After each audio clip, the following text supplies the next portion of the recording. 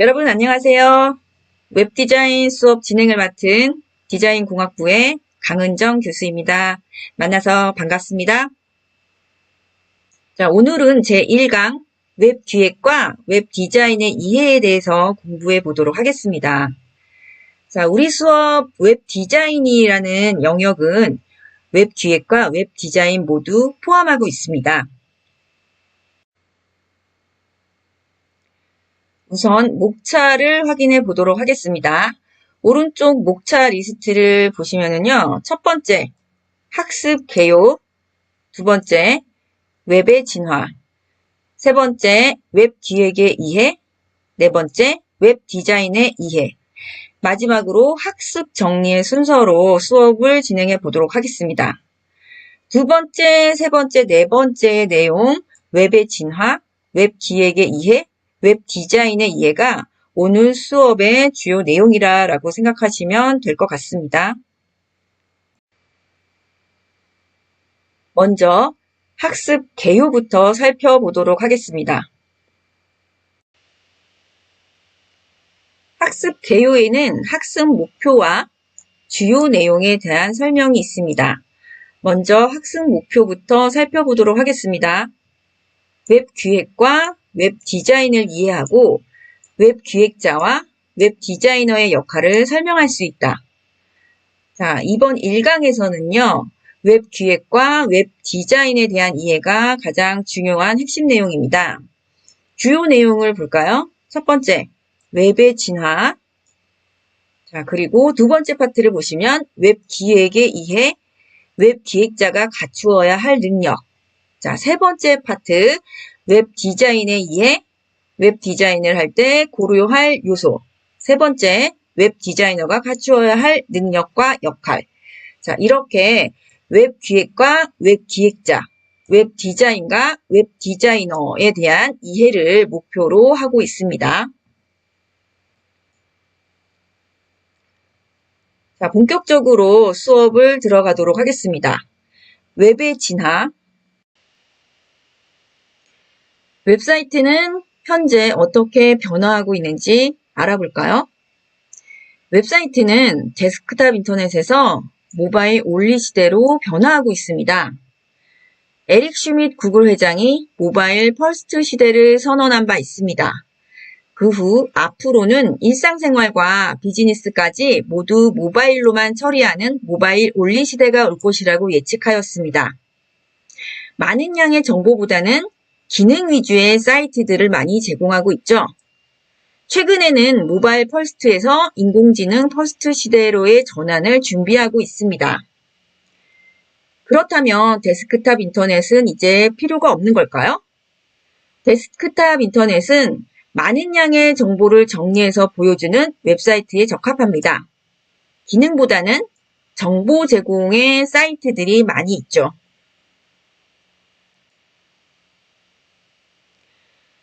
모바일 인터넷의 특징에 대해서 한번 살펴볼까요? 첫 번째 특징으로 즉시 접속성이 있습니다. 무선 단말기를 통해 언제 어디서나 사용자가 원하는 즉시 인터넷에 접속할 수 있다는 특성입니다. 두 번째 특징으로는 위치 기반입니다. 무선 서비스와 애플리케이션 위치 정보를 결합하는 형태로 무선 단말기에 가치를 부여할 수 있습니다.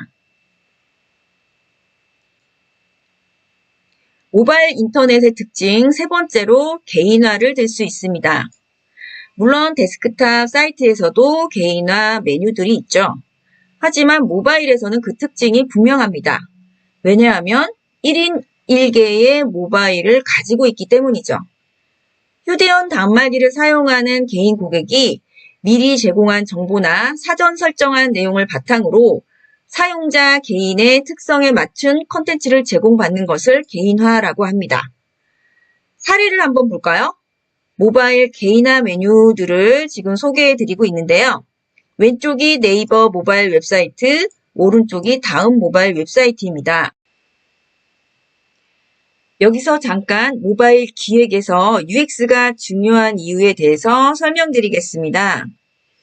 앞에서 언급드린 모바일 특성인 즉시 접속성, 위치 기반, 개인화 등의 특성은 기획 단계 시에 사용자를 우선적으로 생각해야 하며 사용자의 요구를 중요시하는 UX 기획과 맥락을 같이 한다고 볼 수 있습니다. 모바일 기획은 모바일 웹사이트와 모바일 애플리케이션 제작 두 가지 기획으로 나누어서 생각해 볼 수 있겠는데요. 모바일 웹사이트보다는 애플리케이션을 제작할 때 UX를 더 중요하게 생각합니다. 그 이유는 웹사이트는 정보 제공에 중점을 두고 있고 애플리케이션은 서비스에 중점을 두고 있기 때문에 모바일 어플리케이션 기획 시 UX 기획이 추가적으로 필요합니다.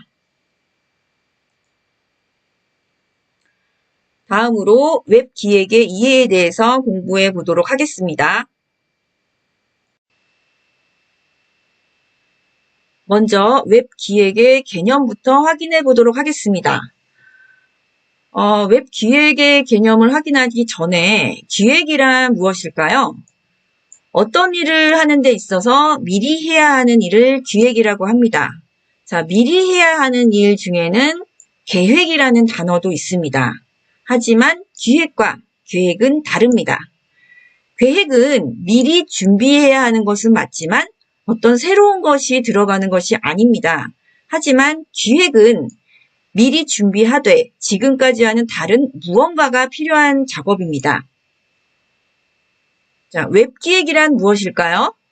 웹에서 일어나는 일들을 기획하는 것, 즉 웹에서 일어나는 어떤 것들을 미리 해야 하는 것을 웹 기획이라고 합니다. 두 가지 웹 기획의 의미가 있는데요. 거시적 웹 기획과 미시적 웹 기획입니다. 거시적 웹 기획은 웹 비즈니스의 새로운 영역을 개척, 방향성을 정립하는 것이고 미시적 웹 기획은 사이트 구조를 설계하는 등의 구체적 업무를 얘기합니다. 자, 우리 수업에서의 웹 기획의 의미는 바로 두 번째, 사이트 구조를 설계하는 등의 구체적 업무를 이야기합니다. 웹 기획의 필요성에 대해서 알아볼까요? 두 가지 웹사이트를 비교해 놓았습니다. 단순 홍보용 웹사이트와 수익을 내야 하는 기업의 웹사이트. 자, 단순 홍보용 웹사이트에서는 웹사이트 디자인과 자료 배치 정도만 기획을 해도 됩니다. 기업에서 원하는 형태로 보기 좋고 사용하기 편하거나 홍보에 적합한 디자인을 기획해주면 됩니다. 하지만 수익을 내야 하는 기업의 웹사이트에서는 웹 기획 자체가 비즈니스 기획과 같으므로 해당 회사의 마케팅 전략에 맞춰 함께 기획하는 것이 좋습니다. 디자인 외에 자료나 상품에 대한 접근성, 사용자 편의성, 친화성, 수익률 등을 골고루 고려해야 합니다. 자, 이번에는 어떤 사람들이 웹 기획자가 되는지 알아볼까요? 웹 기획자가 되는 경우는 아래 네 가지 케이스가 많습니다.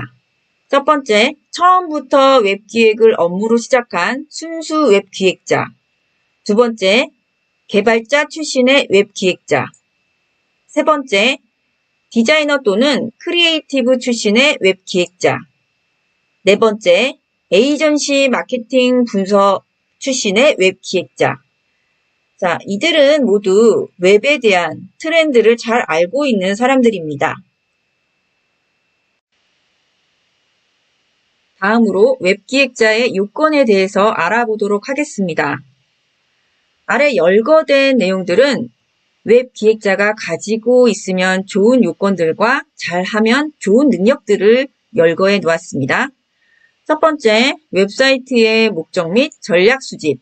두 번째, 문제점 파악과 개선안 제시.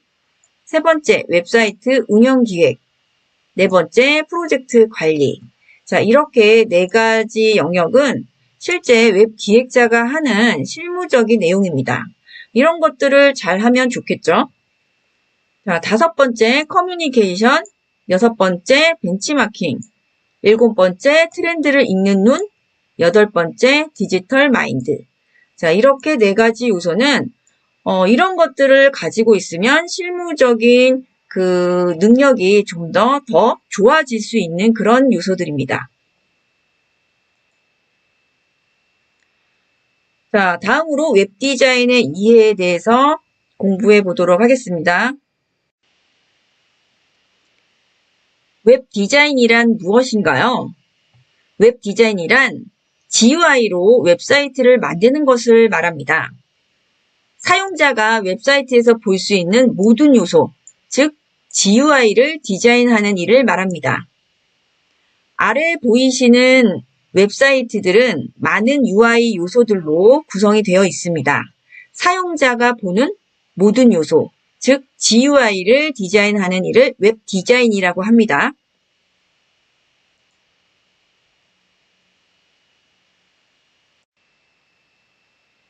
다음으로 웹 디자인 프로세스에 대해서 설명드리도록 하겠습니다.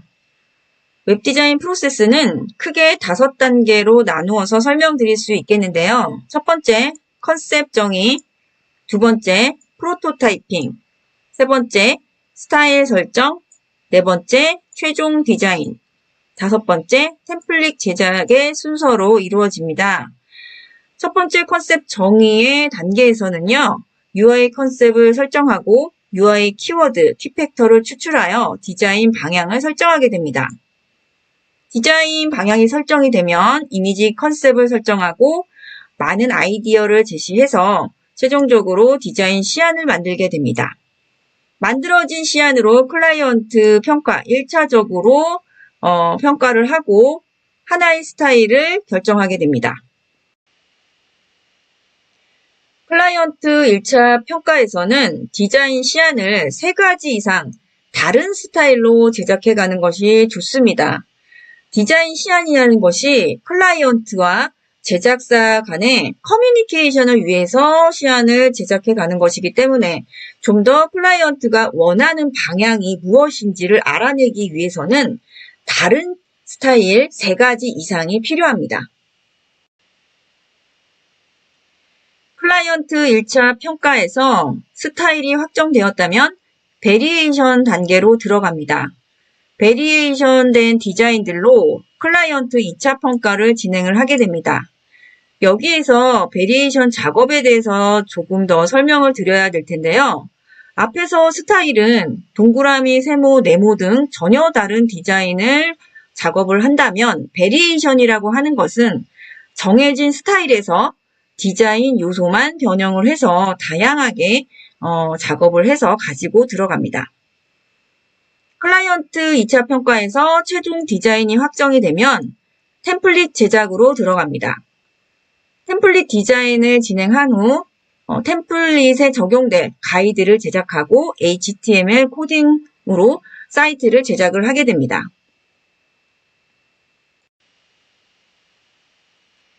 이번에는 웹 디자인을 할 때 고려할 요소에 대해서 알아보도록 하겠습니다. 첫 번째로 정보 디자인 요소에 대해서 설명드려 보겠습니다. 정보 디자인 요소란 정보를 구성하여 효율적으로 사용할 수 있도록 하는 디자인 기술 및 업무를 말합니다. 또한 사용자에게 제공하고자 하는 정보 데이터를 시각적으로 표현하여 그 뜻을 명확하고 분명하게 보이게 하는 그런 디자인을 얘기합니다. 정보 디자인 요소의 사례에 대해서 살펴보도록 하겠습니다. 첫 번째 사례로는 내비게이션 디자인입니다. 내비게이션이란 사이버 공간에서 사용자가 쉽게 이동할 수 있도록 수단을 디자인하는 것을 말합니다. 아래 사례는 글로벌 내비게이션 사례인데요. 댕기머리 두리몰이라고 하는 웹사이트의 글로벌 내비게이션입니다. 자, 그럼 여기서 글로벌 내비게이션이 무엇인지 확인해 봐야 되겠죠? 글로벌 내비게이션이란 내가 어느 페이지에서든 사용할 수 있는 내비게이션을 글로벌 내비게이션이라고 합니다. 그렇다면 그 반대는 무엇일까요? 어떠한 특정 페이지에서만 사용 가능한 것을 로컬 내비게이션이라고 합니다. 자, 그렇다면 글로벌 내비게이션은 어떤 페이지에서든 사용할 수 있다. 그러면 모든 페이지에서 같은 자리, 같은 위치, 같은 모양을 하고 있는 것이 좋습니다. 내가 사용하고자 할 때 각각 다른 위치에 있다면 사용자의 입장에서 굉장히 불편하겠죠. 자, 사례를 보시죠. 상단에 띠 모양으로 되어 있는 이 부분이 글로벌 내비게이션입니다. 메인 페이지에서도 상단에 위치해 있고요. 서브 페이지에서도 같은 위치, 같은 모양으로 제공을 하고 있습니다. 상당히 일관성 있게 제공이 되고 있습니다. 내비게이션 디자인의 또 다른 사례를 한번 살펴보도록 하겠습니다. 코레일 홈페이지의 글로벌 내비게이션인데요. 메인 페이지에서는 좌측에 글로벌 내비게이션이 위치해 있습니다. 하지만 서브 페이지에서는 좌측에 있는 메뉴는 글로벌 내비게이션이 아니고요. 상단에 이렇게 만들어져 있는 것이 글로벌 내비게이션입니다. 좌측에 글로벌 내비게이션과 흡사하게 생긴 컬러와 위치에 있는 이 내비게이션은 로컬 내비게이션입니다. 자, 이렇게 제공을 하게 되면은 사용자 입장에서는 상당히 혼란스러울 수밖에 없겠죠. 자, 이번에는 로컬 내비게이션 사례에 대해서 소개해 드리도록 하겠습니다. 로컬 내비게이션이란 특정 페이지에서만 사용 가능한 내비게이션을 로컬 내비게이션이라고 하죠. 아래 사례는 국립중앙박물관의 내비게이션 사례입니다. 상단에 있는 내비게이션이 글로벌 내비게이션이죠.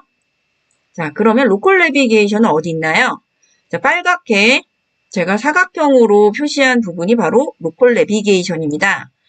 이 내비게이션은 어느 페이지에 있을까요? 자, 전시라고 하는 메뉴를 클릭해서 들어온 페이지에서만 보여지는 내비게이션입니다. 로컬 내비게이션의 또 다른 사례를 소개해 드리도록 하겠습니다. 마우스 클릭 사용을 효율적으로 돕고자 우측에 배치한 한국인터넷진흥원의 로컬 내비게이션 시스템 사례입니다. 바로 앞에서 소개해드렸던 로컬 내비게이션의 사례는 좌측에 배치가 된 사례였습니다. 이번 사례에서는 로컬 내비게이션의 위치가 우측입니다. 어떤 것이 사용자에게 익숙할까요? 사용자가 익숙한 배치는 좌측입니다. 예전부터 좌측에 로컬 내비게이션을 배치를 했었지만 편의성 측면에서는 좌측이 우수하다고는 할 수가 없죠. 자, 이렇듯 웹 디자인을 하실 때 사용자의 습관에 중점을 둘 것인지 편의성에 중점을 둘 것인지 고민을 해봐야 할 요소입니다. 다음으로 정보 디자인 요소인 피드백 사례에 대해서 소개해 드리도록 하겠습니다. 두 가지 사례를 준비해 보았는데요. 첫 번째, 사용자에게 제공하고자 하는 정보 및 데이터를 시각적으로 표현하여 그 뜻을 명확하고 분명하게 보이게 하는 사례. 두 번째, 작업의 진척과 시간을 추정할 수 있도록 사용자에게 정보를 제공하는 사례. 자, 이 두 가지 모두 사용자에게 정보를 명확하게 제공하고자 하는데 그 뜻이 있습니다. 첫 번째 사례를 볼까요? 첫 번째 사례는 라이브 쇼핑의 라이브 시간을 컬러로 표현을 해 준 거고요. 그 다음에 두 번째 사례를 보시게 되면은 배송 중인 상태를 컬러로 표현을 하고 있습니다. 자, 세 번째 사례는 작업의 진척과 시간을 띠 형태로 몇 % 진행이 되었는지 사용자에게 정보를 제공하고 있습니다.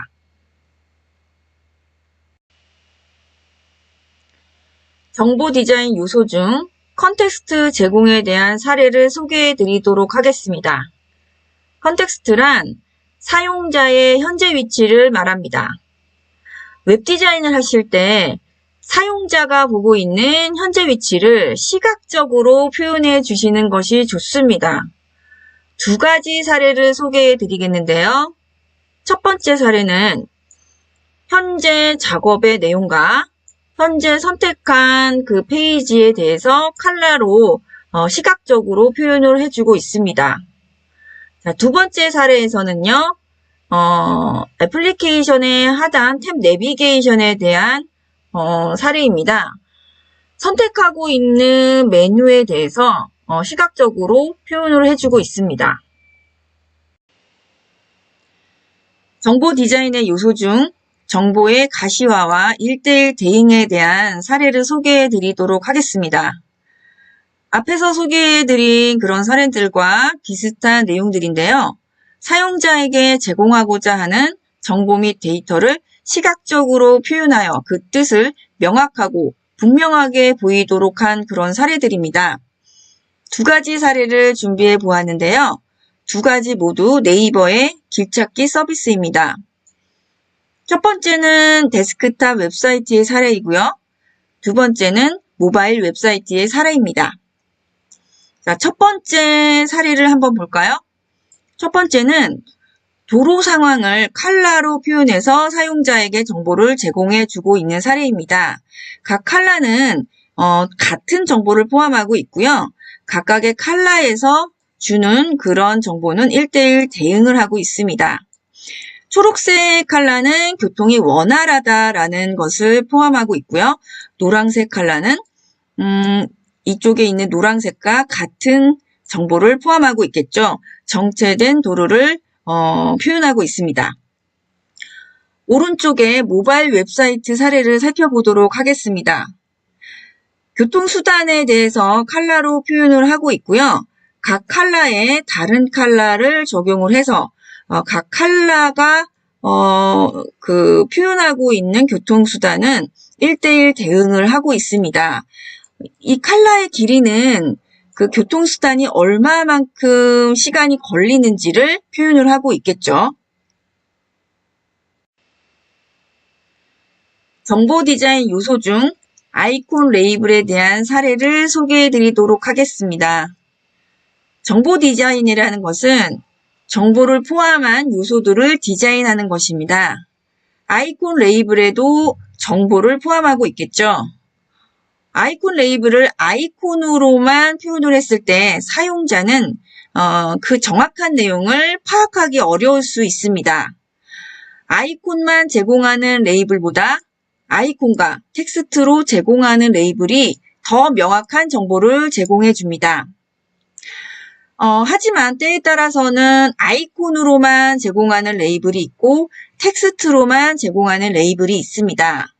특히 장바구니라던가 마이페이지 같은 그런 레이블들은 너무나 흔하게 우리가 일반적으로 알고 있기 때문에 텍스트가 필요 없을 수 있겠죠. 자, 아래 사례는요, 쇼핑몰의 상품 카테고리에 해당하는 레이블입니다. 이러한 레이블들은 대부분 이미지와 텍스트를 사용해서 레이블을 표현하고 있습니다. 첫 번째, 지마켓 상품 카테고리입니다. 이미지들을 같이 사용하고 있고요. 텍스트를 하단에 같이 표현을 해주고 있습니다. 두 번째, 위메프 상품 카테고리입니다. 마찬가지로 일러스트 이미지와 함께 텍스트를 같이 레이블로 사용하고 있습니다. 세 번째 사례, 쿠차 상품 카테고리입니다.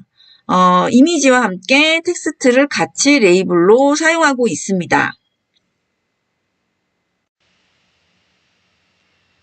앞장에서는 웹 디자인을 할 때 고려할 요소인 정보 디자인 요소에 대해서 공부해 보았습니다. 자, 지금부터는 웹 디자인을 할 때 고려할 요소 중 기술 디자인 요소에 대해서 공부해 보도록 하겠습니다. 기술 디자인 요소란 웹 디자인을 구현하는 데 필요한 기술을 습득하여 기술을 반영한 디자인을 말합니다. 기술 디자인 요소 중 가장 중요한 요소는 로딩 속도와 해상도입니다. 디자인을 할 때 여전히 빠른 로딩 속도를 중요하게 고려해야 합니다. 문제는 웹페이지 로딩 속도와 디자인 효과가 상반된 관계에 있다는 점입니다. 이미지를 많이 사용하면 파일 용량이 늘어나 로딩 속도가 늘어납니다. 다음 장에서는 웹에서 사용되는 이미지 포맷의 특징에 대해 알아보고 효율적인 이미지 사용법을 공부해 보도록 합니다. 데스크탑 웹과 모바일 웹의 해상도에 따라 이미지의 해상도를 다르게 사용해야 합니다. 다양한 해상도를 가지고 있는 모바일 디바이스에 대해 이해하고 이미지를 제작해야 합니다. 이렇듯 웹디자인은 구현하는 데 필요한 필수적인 지식과 기술을 습득해야 하는 디자인입니다. 웹디자인을 할 때 고려할 요소, 두 번째, 기술 디자인 요소에 대해서 설명을 드리도록 하겠습니다. 그 첫 번째로 비트맵 이미지와 벡터 이미지에 대한 설명을 드리도록 하겠습니다. 예전에는 웹디자인을 할 때 비트맵 이미지 기준으로 작업을 했었습니다. 그래서 포토샵 작업을 많이 했었죠. 자, 지금은 벡터 이미지화된 그런 웹디자인 요소들이 많은데요. 그 이유는 피그마라고 하는 툴을 웹디자인이나 모바일 디자인에 많이 활용하기 때문입니다. 자, 두 가지 이미지의 차이를 한번 살펴보도록 하겠습니다. 첫 번째, 비트맵 이미지에 대한 내용을 살펴보도록 할까요? 픽셀 이미지 또는 레스터 이미지로 부른다. 작은 점을 모아 이미지를 표현하는 방식이다. 파일 용량이 벡터 이미지보다 크다. 명암을 상세하게 표현할 수 있어 사진 표현에 적합하다. 색감을 부드럽게 표현할 수 있어 정교한 사진 표현에 적합하다. 확대하면 화질이 떨어질 수 있다. 포토샵이나 페인터 등에서 만든 이미지이다. 자, 이번에는 벡터 이미지에 대한 내용을 살펴보도록 하겠습니다. 수학적 연산으로 만들어진 이미지이다. 단순한 도형을 표현하는 데 적합하다. 파일 용량이 비트맵 이미지보다 작다.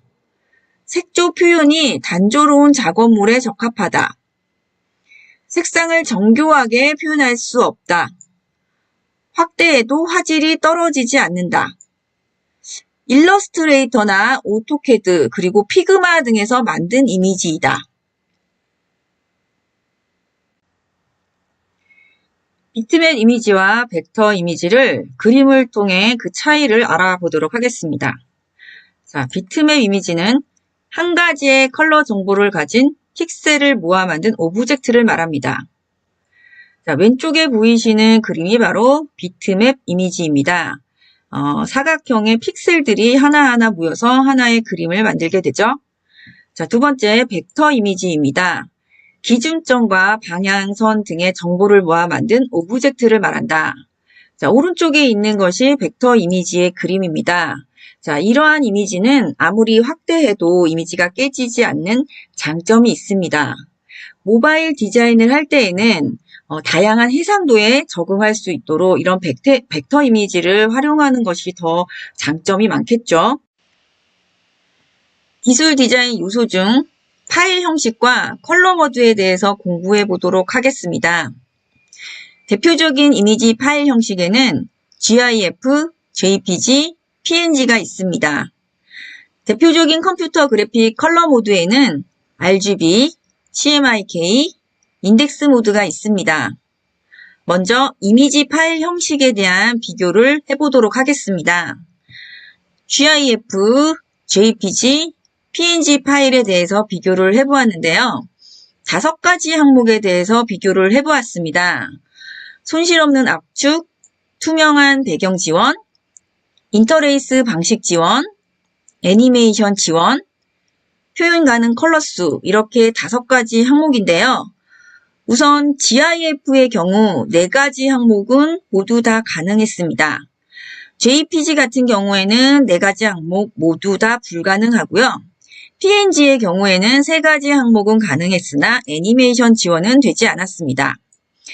표현 가능 컬러 수에서는 GIF가 256가지 컬러, JPG가 1670만 컬러, PNG가 1670만 컬러로 JPG와 동일한 컬러 수를 표현해 주었습니다.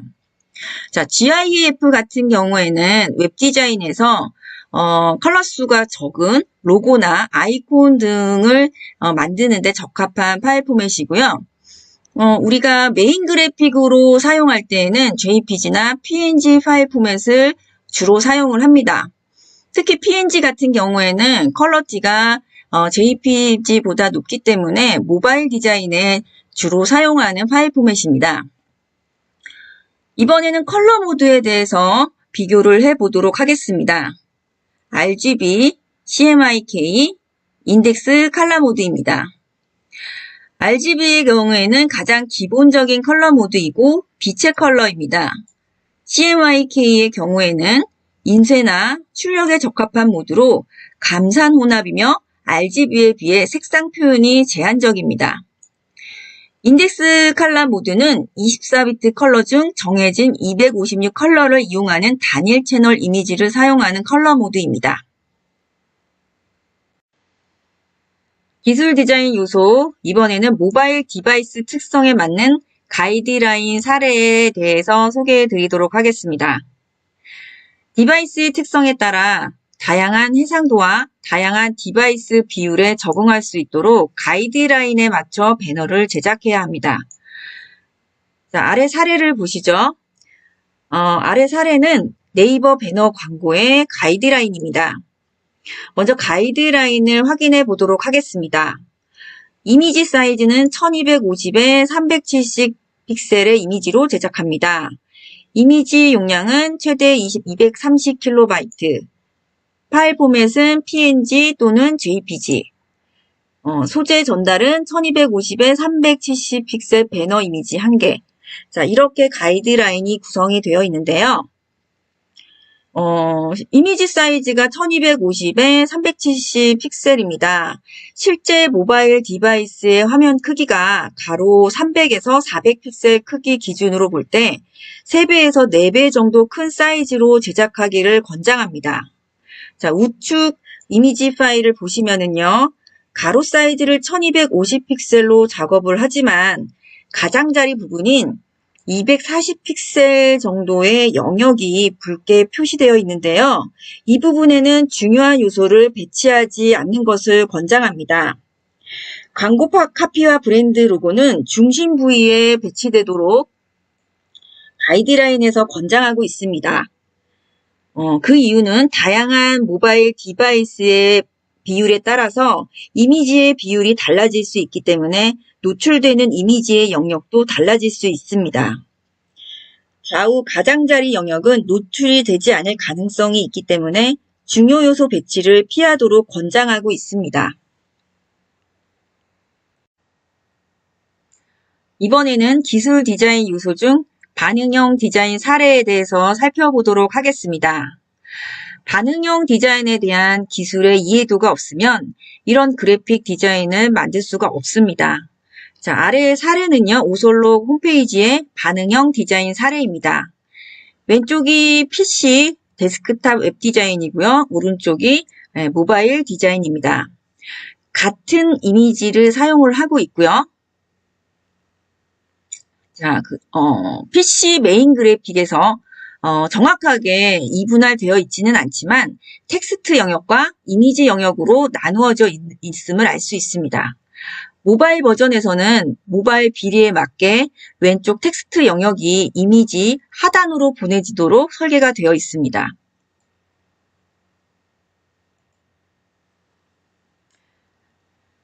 웹 디자인을 할 때 고려할 요소 중 웹 컬러의 중요성에 대해서 알아보도록 하겠습니다. 웹 디자인에서의 컬러는 사용자들을 중요한 정보로 유도하는 역할을 합니다. 웹에 등장하는 모든 시각적 요소들은 컬러로 표현되며 그 모든 요소들의 컬러를 배치하고 통제하는 가이드가 필수적입니다. 컬러를 통한 효과적인 브랜드 아이덴티티 표현을 위해서는 브랜드 아이덴티티 컬러를 중심으로 가이드를 계획해야 합니다. 자, 웹사이트를 만들기 전에 웹 스타일 가이드라던가 디자인 시스템이라는 가이드라인들을 만들어 놓고 웹사이트를 제작하는 것이 필수적입니다. 웹 디자인에서는 웹사이트의 브랜드 아이덴티티 컬러와 개성을 고려하여 세계의 심리적, 감성적인 성질을 전략적으로 사용하면 강력한 브랜드 아이덴티티 효과를 나타낼 수 있으며 정보 전달의 측면에서도 보다 효율적인 웹사이트가 될 수 있습니다.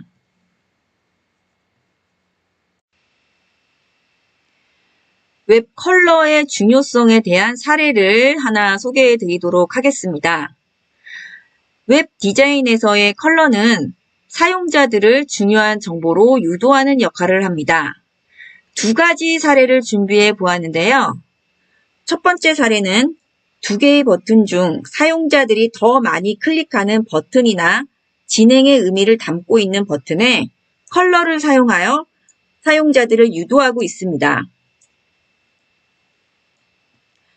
두 번째 사례인 LH 모바일 홈페이지에서는 사용자가 많이 사용하는 서비스 메뉴와 아이콘에 컬러를 적용하여 사용자들이 쉽게 서비스에 접근할 수 있도록 유도하고 있습니다.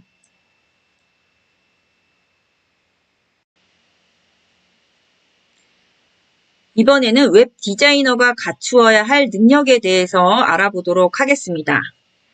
가장 기본적인 능력은 디자인 감각, 그리고 포토샵과 일러스트레이터의 작업 능력 및 속도입니다. 요즘에는 피그마와 같은 프로토타입 툴 능력도 점점 더 중요해지고 있습니다.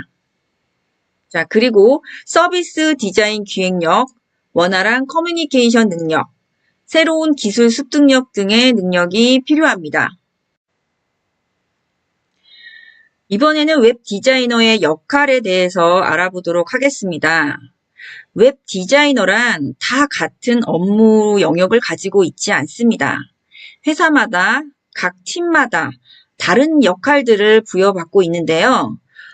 웹 디자이너를 크게 세 가지로 나누어서 설명드리도록 하겠습니다. 물론 그 밖의 영역의 디자이너들도 있습니다. 자, 첫 번째 메인 디자이너. 비주얼 컨셉트를 정의하고 컨셉트에 맞는 메인 화면을 주로 디자인하며 메인 디자인과 디자인 스타일 가이드를 정리할 수 있어야 한다. 자, 두 번째 서브 디자이너. 정해진 디자인 스타일 가이드에 맞는 서브 화면 디자인, 타이틀 디자인, 픽셀 아이콘 디자인, HTML 코딩 등을 한다. 세 번째 쇼핑몰 그래픽 디자인. 제품 상세 페이지 디자인이나 이벤트 페이지 등 그래픽 디자인에 주력한다. 퍼블리셔가 따로 있는 회사라면 HTML 코딩은 퍼블리셔가 진행한다. 자, 그리고 피그마라고 하는 툴에서는 자동으로 HTML을 생성해주고 있어서 HTML에 대한 기초 지식을 가지고 있다면 큰 문제는 없습니다. 자, 그리고 쇼핑몰 그래픽 디자이너라면 대부분 그래픽 디자인만 하기 때문에 기획적인 부분이나 마케팅적인 이론 지식 같은 경우에는 크게 중요하지 않은 사항입니다. 자, 지금까지 공부한 내용을 학습 정리를 통해서 정리해 보도록 하겠습니다. 우선 웹 기획에 대해 정리를 해 보도록 하겠습니다. 첫 번째, 기획의 정의. 기획은 새로운 무언가를 준비하는 과정이며 웹 기획은 웹에서 일어나는 모든 일들을 체계적으로 준비하는 것이다. 두 번째, 모바일 인터넷의 특징.